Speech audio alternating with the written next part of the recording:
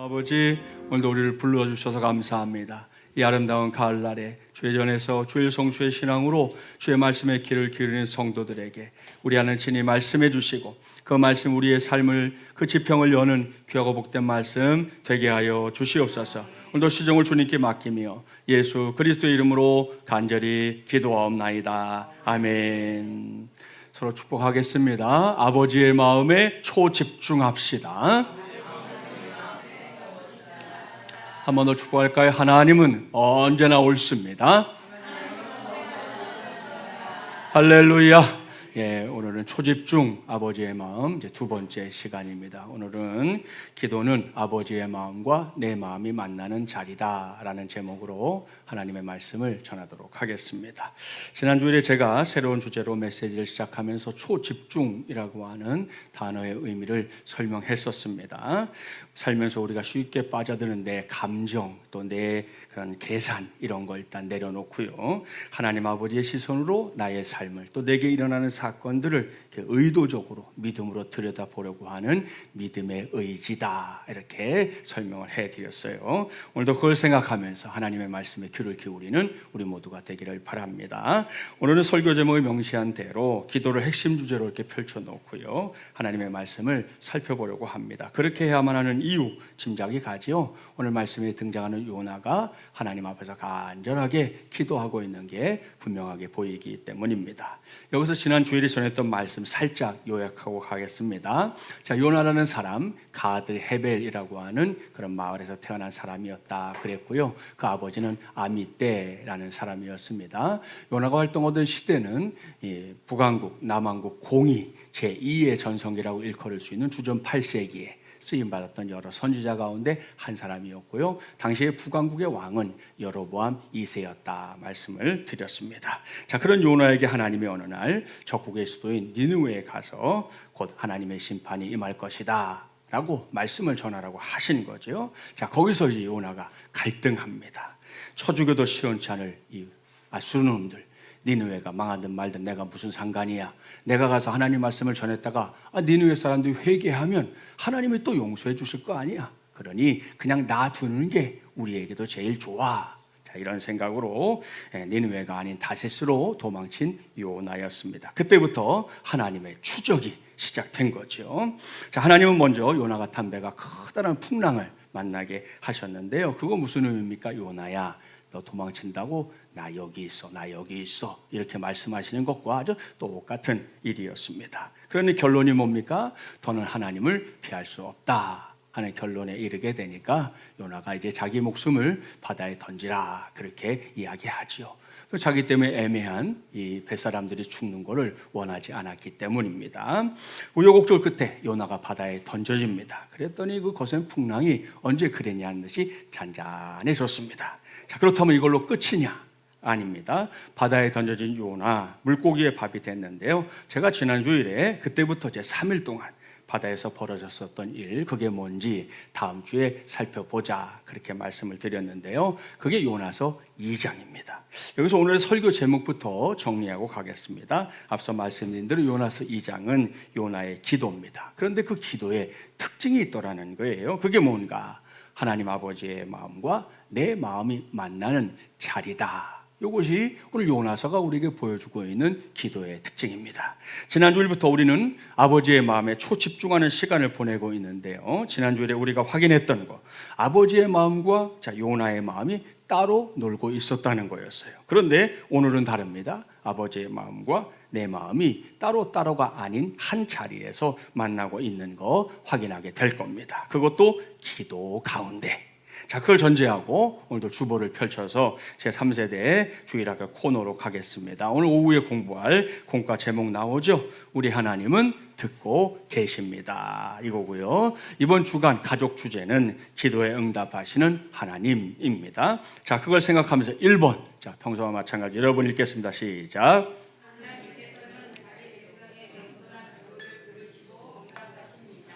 잘 읽었습니다. 1절, 2절 말씀이죠. 한 절씩 교독합니다. 요나가 물고기 뱃속에서 그의 하나님 여호와께 기도하여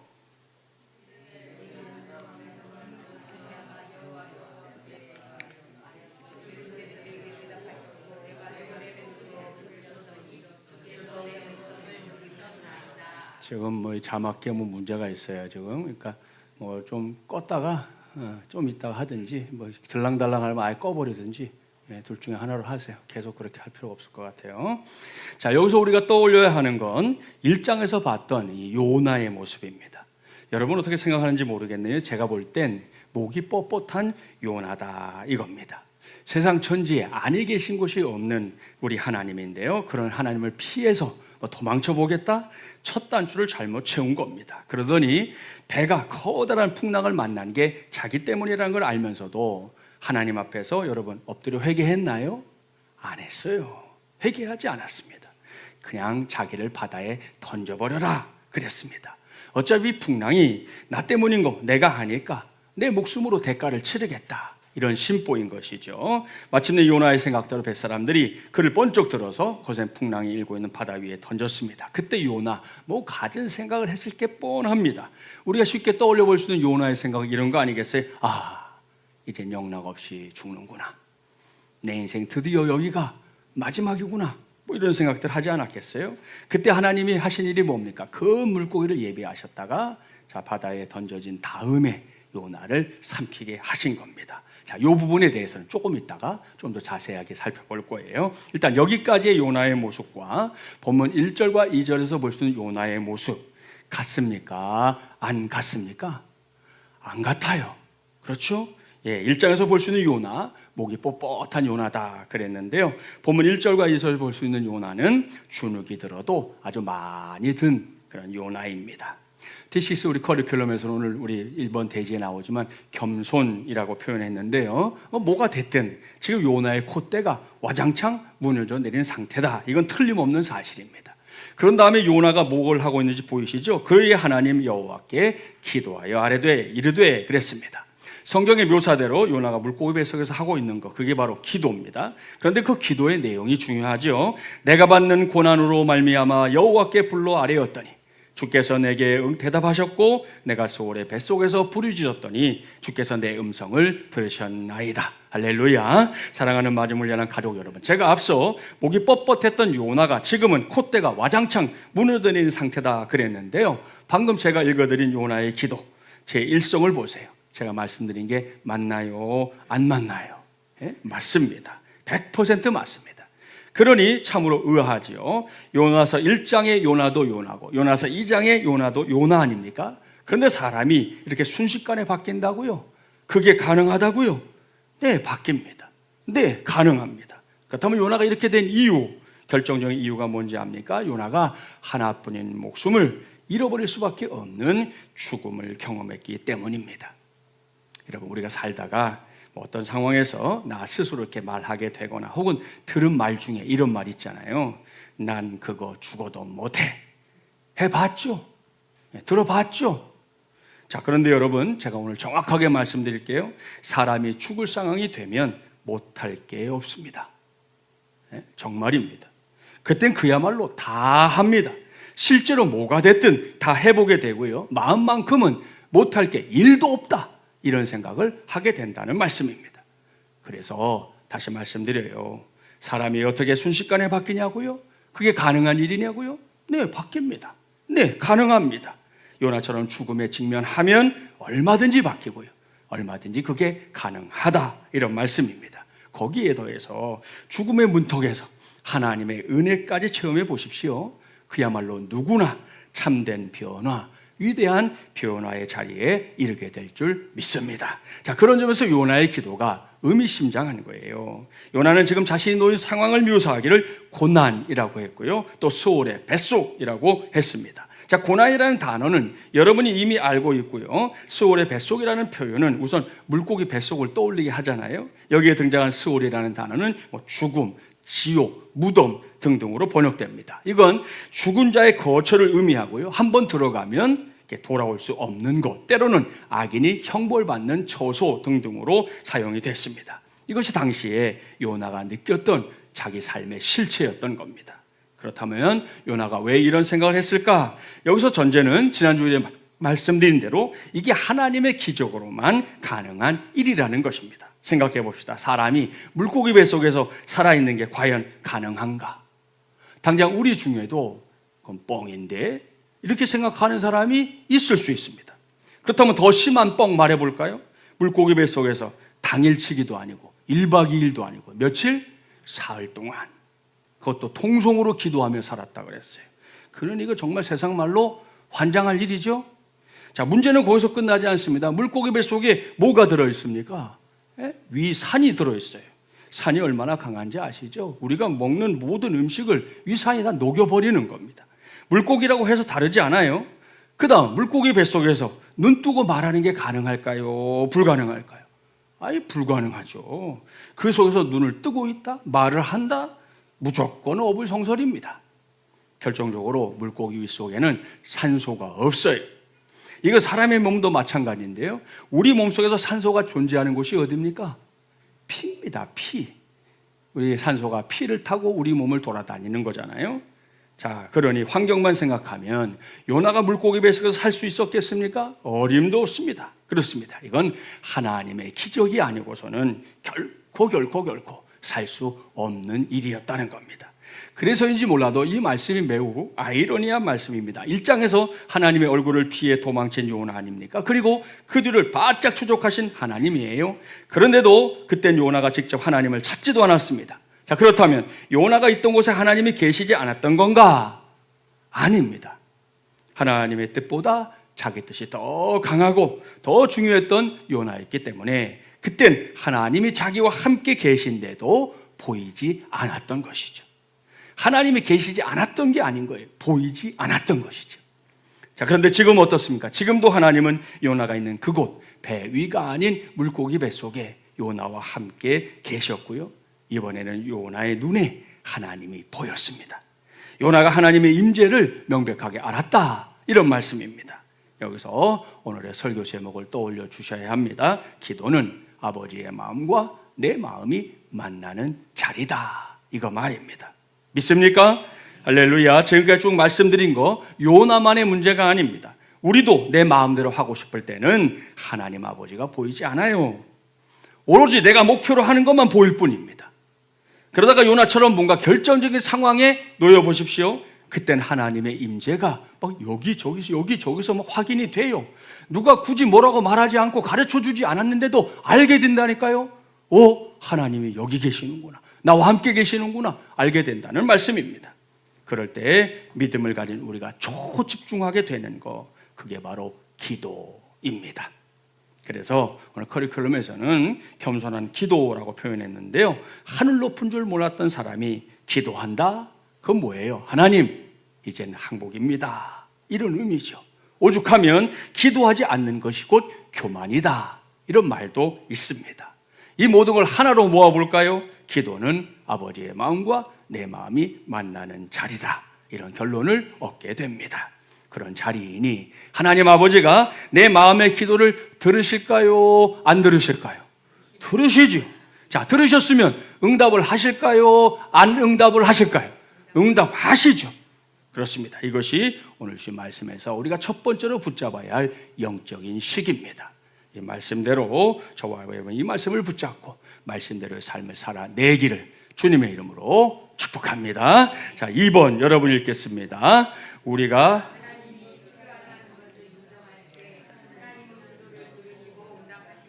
아멘. 자, 3절부터 7절 한 절씩 교독해 보겠습니다. 주께서 나를 깊음 속 바다 가운데에 던지셨으므로 큰 물이 나를 둘렀고 주의 파도와 큰 물결이 다 내 위에 넘쳤나이다.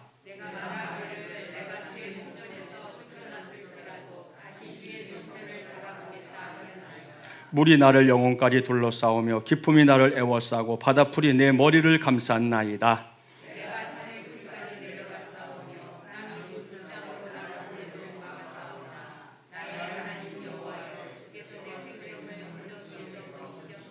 함께요. 내 영혼이 내 속에서 피곤할 때에 내가 여호와를 생각하였더니 내 기도가 주께 이르러 싸우며 주의 성전에 미쳤나이다. 아멘. 자, 앞서 저는 하나님께서 그 물고기를 예비하셨다가 요나가 바다에 던져진 다음에 그를 삼키게 하신 것이다. 그러면서 이 부분을 조금 이따가 자세히 보겠다 그랬는데요. 그게 바로 이번 2번이 바로 그 대목이에요. 방금 여러분이 2번 읽었는데 여기서 하나님이 필요하다는 걸 인정한다. 자, 이게 뭘까요? 그걸 확인하기 위해서 다시 읽어봐야 할 말씀이 5절과 6절입니다. 우리 천천히 함께 봉독해 보겠습니다. 물이 나를 영혼까지 둘러싸우며 기품이 나를 애워싸고 바다풀이 내 머리를 감쌌나이다. 내가 산의 뿌리까지 내려가 싸우며 땅이 그 빗장으로 나를 오래도록 막아 싸우나 나의 하나님 여호와여 주께서 내 생명을 구덩이에서 건지셨나이다. 아멘. 자, 여기서 돌발 퀴즈. 사랑하는 마름을 위한 가족 여러분, 이 말씀 요나가 물고기 뱃속에 들어가기 전의 말씀일까요? 들어간 후의 말씀일까요? 들어간 후. 예. 이걸 정확하게 말해주는 주석은 없습니다. 그런데 제가 말씀을 준비하면서 단어 하나하나를 묵상하고 또 묵상하다 보니 이건 100% 물고기 뱃속에 들어가기 전의 말씀이다 확신하게 됐습니다. 자, 그것도 바다에 던져진 다음에 곧바로 물고기가 요나를 삼킨 게 아니에요. 얼마간의 시간이 정확히 모르겠지만 얼마간의 시간이 흐른 다음에 삼켰구나. 그것도 알 수 있습니다. 자, 볼까요? 자, 그걸 제대로 알기 위해서 우리가 요나가 뱃사람들에 의해서 바다에 던져졌던 그 순간으로 잠시 돌아가 봐야 합니다. 자, 이걸 전제하고 5절 말씀을 다시 보세요. 물이 나를 영혼까지 둘러싸우며 그랬습니다. 무슨 말이에요? 사방팔방이 물로 가득 찬 상황이라는 거죠. 자, 기품이 나를 애워싸고 그랬는데요. 자, 사람이 바닷물에 빠지면 어떻게 되나요? 물 위에 동동 뜨나요? 아니에요. 예? 물속으로 쑥 가라앉습니다. 그걸 말하는 거죠. 자, 그 다음에 중요합니다. 바다 풀이 내 머리를 감쌌나이다 그랬는데요. 요나가 던져진 곳은 어디입니까? 지중해 바다 한복판입니다. 자, 그러면 이 바다 풀이 있는 곳이 수면일까요? 바다 속일까요? 예? 바다 속을 이야기하는 거죠. 그 깊이가 어느 정도인지 모르겠지만 바다 속에 있는 바다풀이 요나가 던져졌을 때 그 속에 들어가다 보니까 머리를 막 이렇게 휘어 감는 그런 상황이 됐다는 거죠. 자, 거기까지 요나가 가라앉았다는 말씀인데 이어지는 말씀에서도 확인이 돼요. 산의 뿌리까지 내려가 싸우며 그랬잖아요. 그리고 이어지는 말씀이 땅이 그 빗장으로 나를 오래도록 막았다 그랬으니까 이 모두가 뭐예요? 바다의 바닥에 이르게 됐다 하는 것을 의미하는 말씀입니다. 자, 그렇다면 자, 그런 상황에서 요나가 차지할 할 대상이 누구냐는 거예요. 이건 요나에게만 던져지는 질문이 아니죠. 저와 여러분에게도 던지는 질문입니다. 더 내려갈 곳이 없을 정도로 깊고 깊은 자리에 떨어졌을 때 우리는 누굴 찾아야 합니까? 누굴 불러야 합니까? 그런 상황에서 우리 모두가 너무나 귀하게 여기고 또 사랑하는 부모님들을 떠올리면서 어머니, 아버지 부르면 그 문제가 해결됩니까? 죄송하지만 어림도 없습니다. 예나 지금이나 요나가 살던 시대나 우리가 사는 2025년이나 이럴 때 찾아야 할 분은 오직 한 분뿐인 줄 믿습니다. 그 누군가 우리의 하나님, 우리의 아버지 하나님 한 분뿐인 줄 믿습니다. 그러니 기도가 아버지의 마음과 내 마음이 만나는 자리다. 이번에도 틀림없죠? 그러니 이 순간이 어떤 순간입니까? 요나는 물론이고요, 우리에게도 하나님이 꼭 필요한 순간입니다. 또한 하나님이 필요하다는 걸 철저하게 인정할 수밖에 없는 순간입니다. 그리할 때 하나님은 어떻게 하신다? 그 기도를 들으시고 응답하신다. 할렐루야. 자, 여기서 본문 6절을 좀 더 깊이 보고 갈게요. 땅의 그 빗장으로 나를 오랫도록 막아싸우나 나의 하나님 여호와여 주께서 내 생명을 구덩이에서 건지셨나이다. 아멘. 자, 앞서 제가 땅이 그 빗장으로 나를 오래도록 막았다 이렇게 끊어서 읽었거든요, 조금 전에는. 자, 그런데 이 말씀은 거기가 끝이 아니죠. 분명하게 막아싸우나 영어 성경에서도 but이라고 하는 단어를 쓰고 있어요. but이라고 하는 단어를. 자, 그 다음이 이렇게 열려있는 문장이라는 거거든요. 자, 그 다음이 뭡니까? 주님께서 내 생명을 구덩이에서 건져주셨다. 자, 여기에 나오는 구덩이 어디서 많이 봤죠? 예? 창세기에 나오는 요셉이 형들에 의해 던져졌던 곳이 구덩이였다고 성경에 나옵니다. 그렇죠? 자, 그렇다면 그 구덩이가 어떤 구덩이인가? 예, 다시 나오려고 하는 모양인데 제가 그림을 그려왔는데 이걸 이렇게 그냥 지금 안 되고 있어가지고 이제 나오네요. 자, 이게 1번 구덩이거든요. 자, 땅 밑이 저렇게 우리가 보통 우물 파듯이 이렇게 판 구덩이를 생각해 볼 수 있잖아요. 자, 이런 구덩이였을까요? 아닙니다. 2번 구덩이였습니다. 자, 2번 구덩이는 어떻게 생겼나 보세요. 한 번 더 누르면 나오죠. 예, 이렇게 반듯하게 파고 내려간 구덩이가 아니고 이렇게 마치 비거처럼 이렇게 판 그런 구덩이입니다. 거기다 짐승들이 먹을 물을 담아두기도 하고 사람이 먹을 물을 담아두기도 하는 그런 곳이거든요. 자, 그러니까 여러분, 이런 구덩이에서 내 힘으로 과연 빠져나올 수 있을까요? 혹 일본 구덩이라면 좀 든든한 근력을 가진 헤라클레스 같은 그런 친구라면 벽을 기어 올라서 어떻게 혹시 나올 수 있다고 하겠어요. 자, 그런데 이렇게 경사가 만들어진 저런 구덩이에서 과연 내 힘으로 빠져나올 수 있냐는 거예요. 절대로 못 나옵니다. 이 구덩이는 반드시 누군가가 외부에서 도움을 줘야지만, 밧줄을 던져주든지 어떻게 해서 밖에서 끌어내주는 힘을 더해 주어야지만 빠져나올 수 있는 것이죠. 스스로의 힘으로는 절대로 빠져나올 수 없는 것이다 라는 걸 알 수 있습니다. 자, 그런데 요나는 그걸 누가 해줬다고 고백합니까? 바로 우리 하나님 여호와께서 그것을 해 주셨다. 오늘 말씀에 나를 죽음의 구덩이에서 건져 주셨다, 이렇게 고백하고 있는 것입니다. 할렐루야. 이제는 저와 여러분이 이 말씀의 주인공이 되어야 하겠습니다. 요약해서 말씀드립니다. 하나님은 요나에게만 필요한 분이 아닙니다. 저에게도 필요한 분이고요, 여러분 한 분 한 분에게도 꼭 필요한 분인 줄 믿습니다. 그러니 여러분, 하나님, 나는 오늘도 하나님이 꼭 필요합니다. 하나님, 나의 기도에 오늘도 귀 기울여 주시옵소서. 이렇게 기도할 수 있는 저와 여러분 꼭 되어서 우리도 응답의 주인공들이 되기를 주님의 이름으로 축복합니다. 자, 3번 여러분 읽겠습니다. 시작.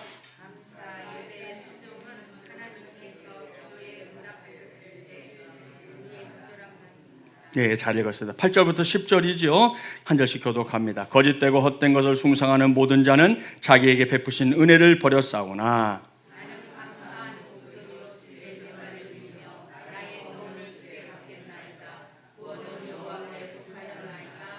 함께요. 여호와께서 그 물고기에게 말씀하시매 요나를 육지에 토하니라. 아멘. 자, 여러분이 알고 있는 대로 저는 기도함을 많이 강조하는 목사입니다. 마침 오늘 광고도 했는데요. 다가오는 11월 1일부터 시작되는 다니엘 기도회, 우리가 올여도 열심히 참여해서 보내주시는 강사들을 통해서 주시는 은혜, 그냥 그분 것으로만 남겨두지 말고 내 것으로, 우리의 것으로 삼을 수 있는 우리 교회가 꼭 되기를 주님의 이름으로 축복합니다.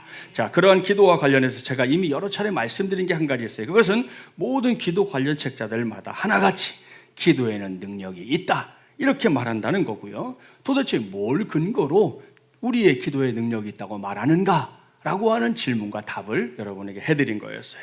그의 답이 뭡니까? 기억나시나요? 다시 말씀드릴 테니까 꼭 기억해 두시고 여러분의 것으로 삼기를 바랍니다.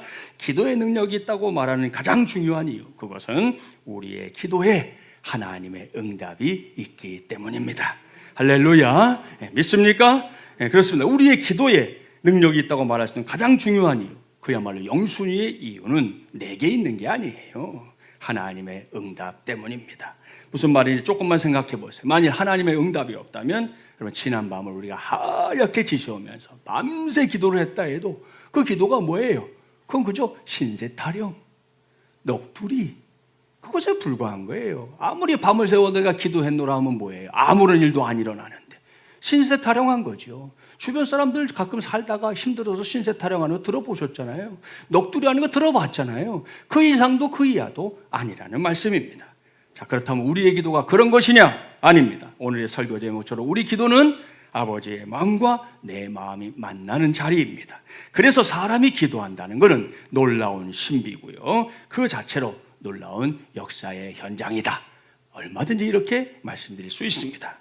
그것만도 감격스러운데요, 더 놀라운 것은 하나님이 그 기도에 응답하신다는 겁니다. 그것도 다양한 방식으로. 내가 기도한 그대로 예스! 응답하기도 하시고요, 내가 기도했지만 내가 기도했던 건 또 다른 노라고 하는 응답을 주실 때도 있고요, 어떤 때는 아직 기도도 미처 시작도 안 했어, 그냥 마음에 소원을 품었는데 응답을 주시기도 하고요, 어떤 때는 내가 정말 발을 동동동동 구르면서 응답을 기다리고 있고 조급증이 나서 안달을 하고 있는데도 하나님이 기다려, 좀 기다려, 아직 때가 아니야, 기다려, 그렇게 응답하실 때도 있습니다. 자, 여기서 핵심이 뭔지 아시겠죠? 하나님은 나의 기도, 너의 기도, 우리의 기도에 응답하신다. 이게 핵심이에요. 자, 이게 맞다면 하나님의 응답 앞에서 우리가 할 수 있는 거, 해야 하는 거, 그게 뭡니까? 조금 전에 여러분이 읽었던 3번 그대로예요. 하나님께서 내 기도, 우리 기도에 응답하셨을 때 우리의 적절한 반응은 감사다, 예배다, 순종이다, 이거 말입니다. 오늘 요나의 고백이 딱 거기에 해당하잖아요. 나는 감사하는 목소리로 주께 제사를 드리며 예배하며 나의 서원을 주께 갚겠나이다. 구원은 여호와께 속하였나이다. 아멘. 당장 다음 주일이 2025년 추수감사주일인데요. 우리 마지막 예랑 가족들 중에는 다음 주일을 그저 그렇게 대면하게 맞이하고 보내는 성도 단 한 사람도 없기를 바랍니다. 지나간 한 해를 쭉 돌아보면서 온 마음을 다해 감사하는 성도들이 되기를 주님의 이름으로 축복합니다. 또한 지나간 한 해 구석구석에 숨어있는 기도의 응답을 찾아내면서 기쁨으로 하나님 앞에 나와서 예배하는 우리 성도들이 되기를 주님의 이름으로 축복합니다.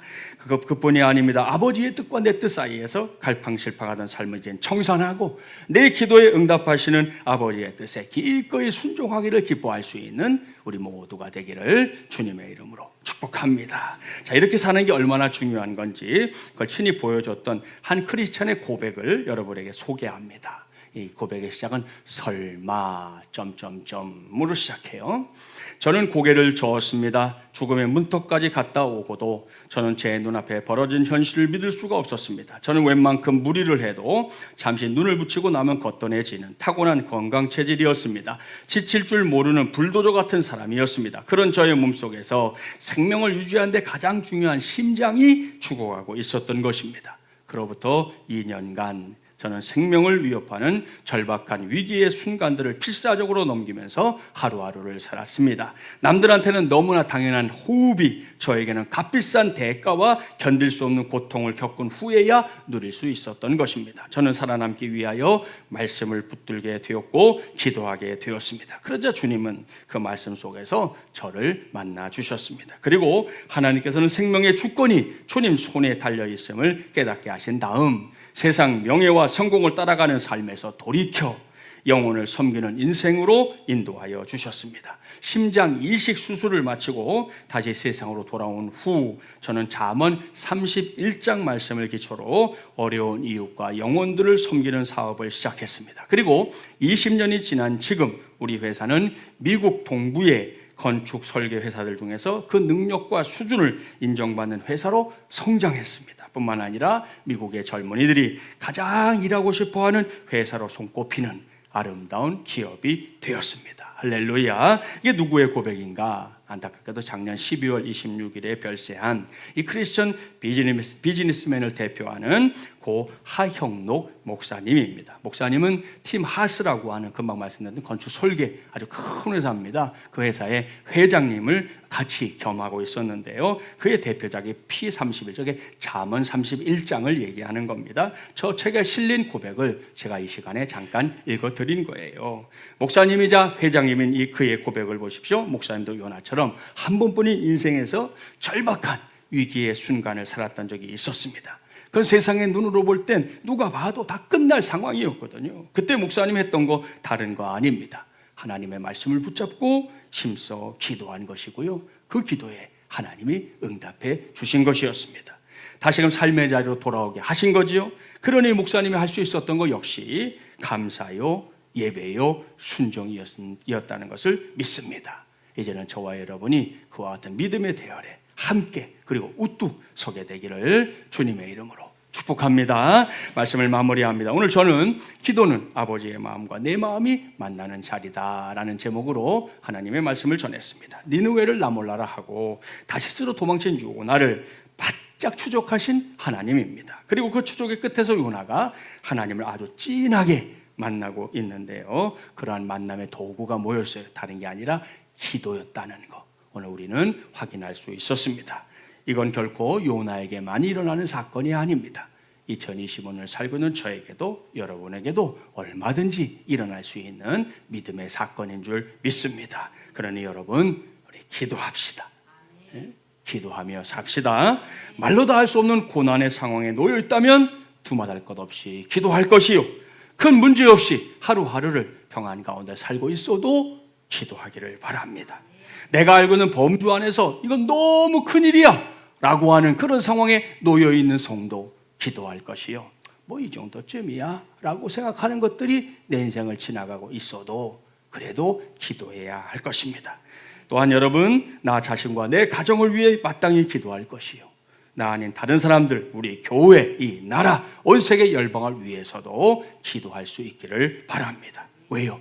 기도의 자리가 아버지의 마음과 내 마음이 딱 만나는 자리, 진하게 만날 수 있는 자리이기 때문입니다. 자, 그러니 명심하시고 부쩍 선선해진 가을 아닙니까? 기도함으로 채워나가고 또 응답하심으로 더 풍성해지는 2025년 가을이 되기를 주님의 이름으로 간절히 축원합니다. 기도하겠습니다.